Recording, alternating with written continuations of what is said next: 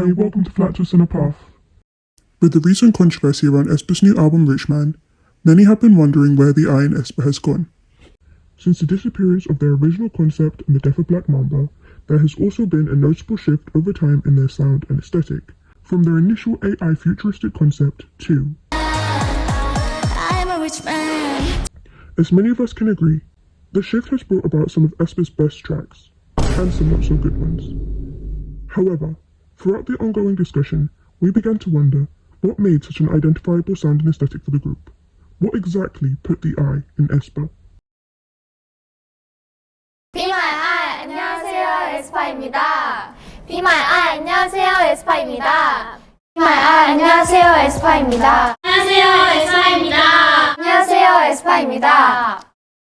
aespa was initially described as a four-member girl group made up of Krina, Giselle, Winter, and Ningning, and their I counterparts. To put it simply, I's are a reflection of aespa, but not an exact copy of them. Giselle described them as created from my personal data. I's existence evolves and grows and can autonomously think without my judgment. A virtual counterpart growing together within people's memories and records. This is called I. From their debut, aespa shook the scene with their fresh AI concept, which was supported by heavy lore and futuristic elements which visually and sonically set them apart from the rest of the fourth generation. aespa literally means Avatar X experience and aspect, highlighting the link between the virtual and real worlds within their concept. This lore is explained in the lore films released alongside Black Mamba, Next Level, and Girls, titled SM Culture Universe, highlighting how the concept was supposed to expand SM as a whole, seen with how other artists like Boa got involved, and references to lore in SM Town songs like Zoo.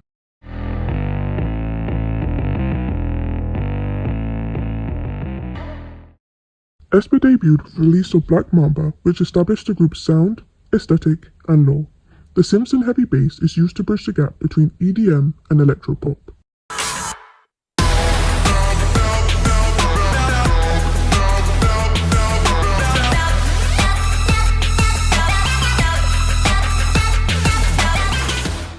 This is accompanied by strong vocals and a bridge that would later become the formula for an aespa title track.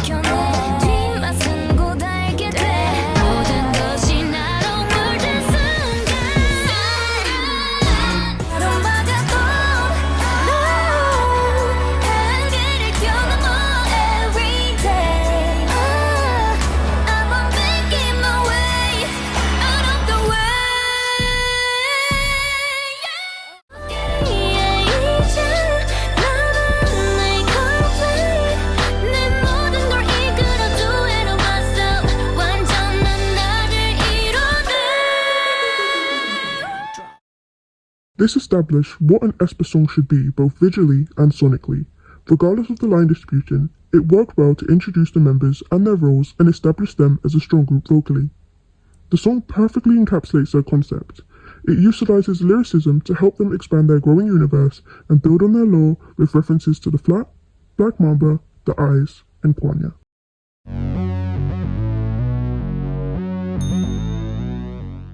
All of these key aspects were built upon in their next release, Next Level, which was used to cement aespa's formula. The track mixes hip-hop and dance pop with the futuristic EDM sound we heard in Black Mamba, and introduces the rap line.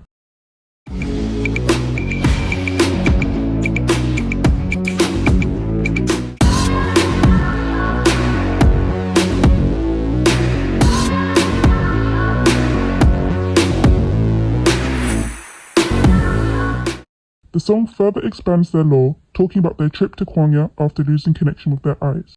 The song was a perfect second release as it was similar to Black Mamba while showing a new side to the group through the use of rap and hip-hop, showcasing the versatility of their concepts and how their sound can be explored in different ways. Everybody look at me, 익숙하잖니. aespa's first mini-album Savage was released in October 2021 and continues the trends of electropop, lore-heavy songs with energy and Savage, continuing the girls' journey into Kwanya with fun choreography, heavy bass, and the most experimental synths used to date.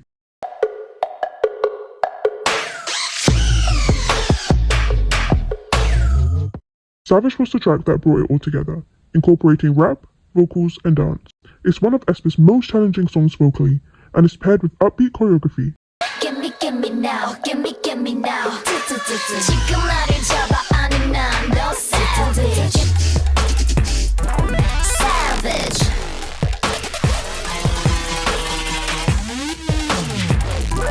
Savage. Yeah. This is some of my favorite aespa choreography, and one of my favorite title tracks to listen to, as it feels like they're really showing off what they can do. The album's tied together through sonic genres we've seen before, like EDM and dance pop. However, the mini-album begins to open doors for the group, exploring new genres such as R&B on Lucid Dreams and a more pop-focused sound in songs like I'll Make You Cry and Yeppy Yeppy, two genres which would later become staples for the group's B-sides. This is one of my favorite mini-albums. It includes some of my favorite B-sides, like Lucid Dream and I'll Make You Cry. The visuals of this album highlighted its bold, futuristic nature, with snake visuals incorporated into the majority of the concept photos, sort of highlighting how Black Mamba is interwoven into their concept. The styling was somewhat cohesive, with darker metallic colours contrasting the pops of bold neons complementing their lyricism of aespa beating the darkness with their light, although I'm not sure if that was intentional. The visual remains mostly cohesive and actually fits with the concept of the album, wrapping it up well.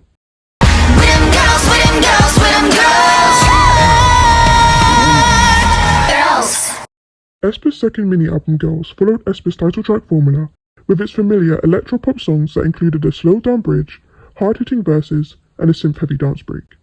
All these elements come together to create a track that is undoubtedly aespa.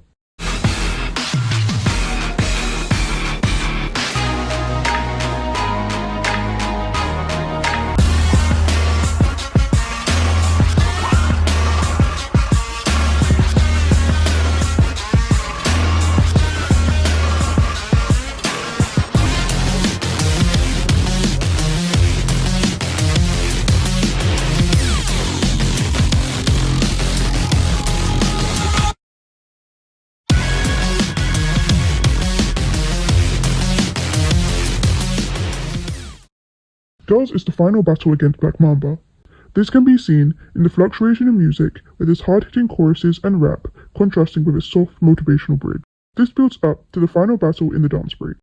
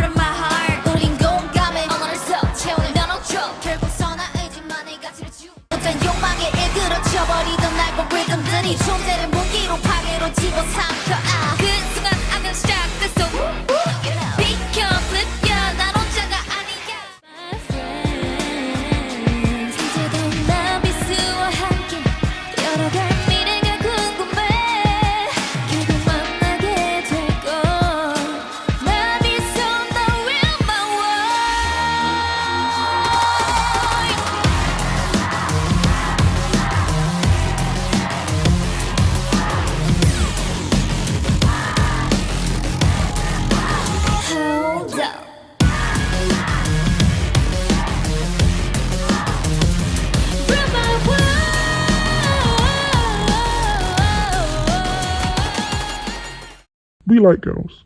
It's a fun track that perfectly builds the story they're trying to tell. Regardless if you like the track or not, it perfectly fits into the aespa discography and does a good job of continuing the aespa lore well.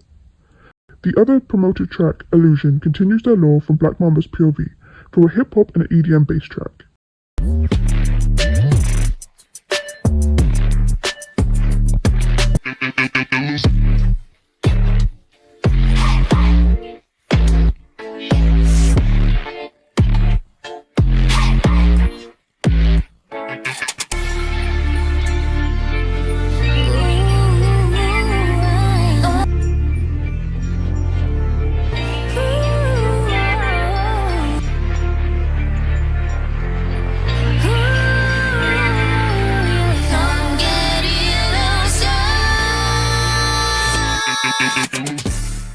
This is accompanied by darker and lower vocals and aespa's signature ad-libs.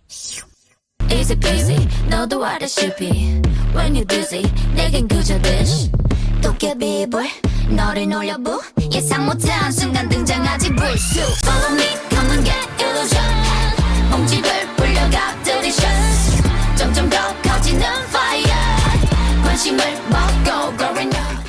The song doesn't include references to aespa's law like we've seen in previous aespa tracks, showing how you don't need explicit references to make songs that fit with the established law. If they didn't say it was from Black Mamba's POV, no one would have known a thing. We're introduced to a new side of aespa on the B-sides with the use of pop tracks such as Lingo and Life's Too Short. Most of these songs include familiar pop elements, tying them together to create a cohesive album. Although the tracks may not seem like a good fit at first, once you read the lyrics it starts to make a bit more sense, such as Life's Too Short, which is about overcoming hate and not caring about people's opinions, which links their concept about overcoming Black Mamba's negativity. The incorporation of throwback tracks like Dreams Come True and Forever contrasts their futuristic image with the use of softer visuals, vocals, and a more pop-focused sound. But despite the slight shift in genre, it still manages to work. This could be because of the use of familiar genres like R&B and pop, which makes it sound cohesive. This can be seen in Dreams Come True, which mixes contemporary R&B with electro-pop, shifting the song to a sound that was cohesive with their first mini-album. Now I love, if you love me, wanna take you walk and make it zone now. Weenie, again. No matter what you're doing, did you love me? What's to do with me? Take it away, so alive,